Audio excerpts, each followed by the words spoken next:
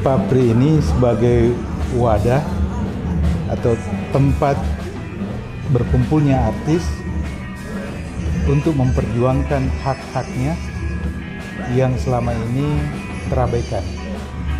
Kami hadir agar supaya teman-teman artis, penyanyi, pencipta lagu dan pemusik supaya bisa menjadikan ini sebagai wadah untuk memperjuangkan hak-haknya. Nah, kita ini ada di DPD Sulawesi Selatan. Ya memang baru kali ini terbentuk. Kalau di DPP itu ketua umumnya AM Hendro Priyono, ketua hariannya Mas Anang. Nah, beberapa hari yang lalu kita telah berhasil membentuk kepengurusan di DPD Sulawesi Selatan. Saya sebagai ketua DPD, kemudian dibantu dengan beberapa teman-teman yang memang berkompeten ya untuk mengurus para artis yang selama ini terabaikan. Itu yang terutama yang kita ingin menghimpun para teman-teman yang berkecimpung di bidang seni musik di Sulawesi Selatan. Kalau waktu zaman 90-an memang bertaburan itu konser-konser. Nah, sekarang ini dengan teknologi yang ada sekarang ini memang lebih banyak di online. Nah, sehingga kreativitas juga sebenarnya jauh lebih berkembang dengan anak-anak sekarang, zaman sekarang ini dibanding dulu.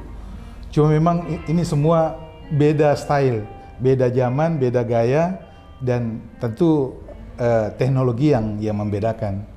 Ya, jadi setelah ini nanti akan segera kita, setelah pelantikan, setelah terbentuknya kepengurusan ini, kita akan membentuk di 24 DPC, 24 kabupaten kota itu untuk membentuk kepengurusan itu agar supaya teman-teman di daerah juga tahu betul ada wadah yang memperjuangkan hak-hak mereka yang selama ini, terutama soal karya cipta yang selama ini yang mereka tidak pernah mendapatkan.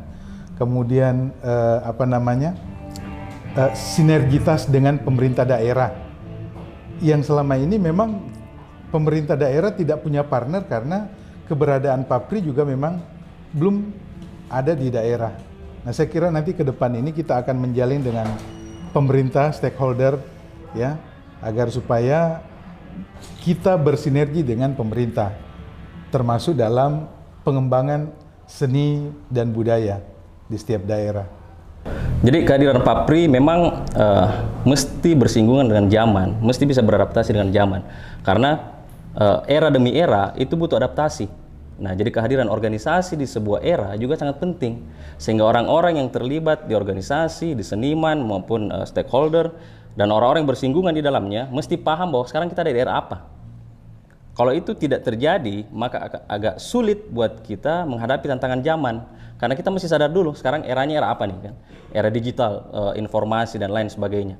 Nah, kalau kita tidak sadar bahwa kita ada di era ini, maka agak sulit semua tindakan yang kita lakukan tidak sesuai dengan zaman. Contoh seperti saya bilang bahwa banyak musisi yang beranggapan bahwa kalau saya mau jadi besar, biar media yang datang ke saya. Karena saya musisi besar.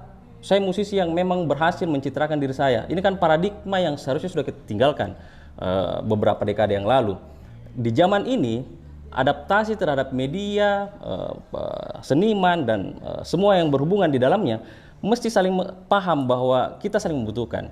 Sehingga kehadiran kita itu tidak terlepas dari dorongan media, dorongan dari pemerintah, dorongan dari seniman.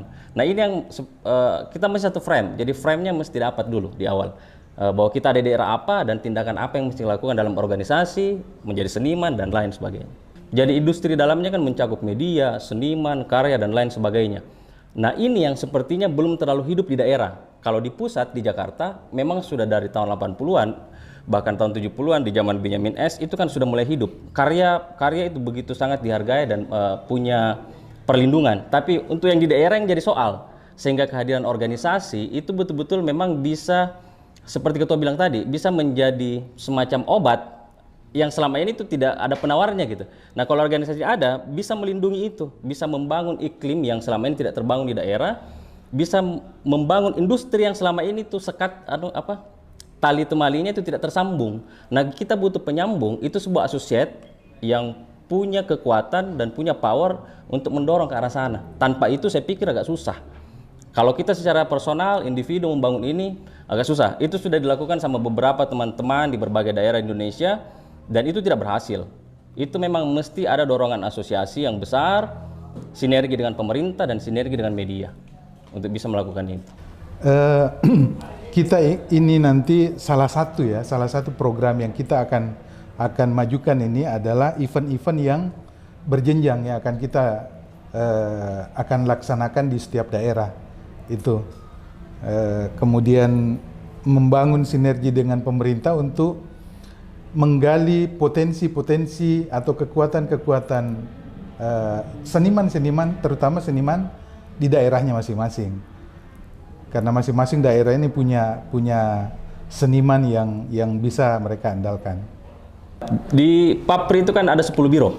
Jadi dari ke-10 biro ini ada beberapa biro yang menurut saya memang perlu jadi perhatian untuk membangun sebuah industri, termasuk biro program produksi musik, kemudian organisasi kaderisasi keanggotaan, kemudian hubungan industri musik, kemudian ada program edukasi dan pelatihan. Jadi 4 biro ini menurut saya itu punya peran atau punya tanggung jawab yang sangat besar membangun 1 tahun awal Papri Sulsel.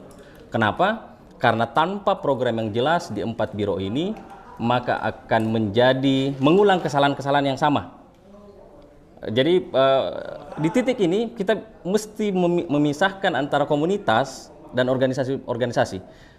Di sini kita bukan sekedar saling paham dengan idealisme yang kita anggap ideal, tapi kita mesti seperti saya bilang tadi melingkar berpikirnya.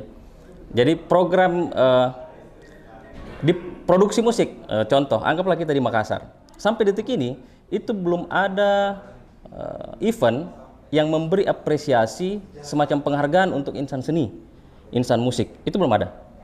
Dan Papri akan melakukan itu. Jadi itu menjadi event tahunan. Terus kita belum ada juga Hari Ulang Tahun Musik Sulawesi Selatan. Nah, notabene Sulawesi Selatan itu adalah pusat kebudayaan dan seni di era Kerajaan Goa. Itu kalau kita belajar sejarah tentang itu, maka kita akan paham bahwa Goa, Sulawesi Selatan itu punya kekuatan budaya dan seni yang sangat kuat. Tapi itu sering zaman tergerus. Nah, ini yang kita mau coba gali kembali. Kita coba hidupkan dengan memberi apresiasi, mengangkat kembali event-event yang event tahunan. Jadi pertama tadi kita bikin semacam award, Sulsel Music Award. Kemudian kita bikin program kompetisi berjenjang yang selama ini mungkin sudah mulai hilang. Kita bikin per daerah, nanti finalnya mungkin di Makassar, kemudian kita buat kompilasi. Kemudian kita bikin pelatihan-pelatihan yang selama ini mungkin teman-teman belum pernah dapatkan gitu. Mungkin mereka menjalani dan menemukan secara otodidak. Nah, kita mau mewadahi, memfasilitasi ini sehingga bisa mereka paham bagaimana menjadi sound engineer yang baik, bagaimana menjadi seorang musisi yang membangun brandnya sendiri, bagaimana menjadi manajer artis yang baik, kerjanya apa-apa aja. Nah, ini yang nantinya kita mau coba memberi edukasi, pelatihan ke teman-teman. Bukan bermaksud menggurui, tapi bahwa kehadiran Papri ini menjadi pencerah buat masa depan musik di Sulawesi Selatan. Papri ini organisasi sosial yang tentu menghidupi dirinya sendiri. Ya, kita tidak perlu mengharapkan memang dana dari pihak pemerintah, tetapi kita menjalin kerjasama dengan pemerintah, terutama untuk menghidupkan kegiatan-kegiatan para seniman. Kita di sini kan banyak artis-artis besar, ya. Ada Iwan Tompo, ada Anci Larici yang memang sebenarnya mereka juga berskala besar. Kemudian ada adik-adik sekarang yang baru-baru ini yang ikut hampir setiap event, mereka juara dan memang punya kualitas yang cukup bagus. Kembali lagi bahwa mereka memang selama ini kan tidak dikoordinir dengan satu wadah, ya. Nah, sekarang ini kita ingin mencoba Papri ini berbuat untuk Sulawesi Selatan. Event yang khusus seperti itu yang kurang, bukan SDM-nya. SDM-nya ada banyak, tapi program event ini yang kurang. Jadi sehingga program acara seperti itu yang mesti kita galakkan, mesti kita perbanyak di daerah sini, dan itu mesti reguler, mesti dibuat jadi berkala per 3 bulan atau per 6 bulan. Itu yang mesti kita lakukan. Kalau mengenai SDM, Makassar juga punya kualitas-kualitas yang saya pikir bisa bersaing.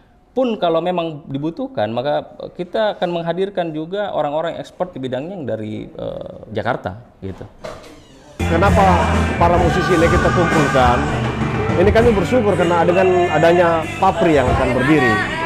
Ya, di sini bisa memberikan legal standing sebenarnya. Karena para musisi itu sebenarnya penyanyi, pencipta lagu di Makassar ini, mereka sebenarnya punya penghasilan, tapi dalam legalitas standing pada fasilitas negara seperti bank, pembiayaan, apa itu tidak berani menjamin karena mereka tidak ada jaminan. Nah, tapi makanya dengan adanya Papri ini yang akan mewadahi kita, yang paling tidak bisa menjembatani supaya ada legitimasi dari pemerintah, terutama pada para penyanyi atau profesi insan seni. Mereka kan mau punya rumah, mau punya kendaraan, ya. Ketika mereka akses ke yang kompatibel untuk itu, mereka tidak ada pegangan, mereka dianggap tidak ada gaji, tidak ada penghasilan. Padahal kalau mau diakumulasi justru kalau mereka lagi penghasilannya jauh lebih besar.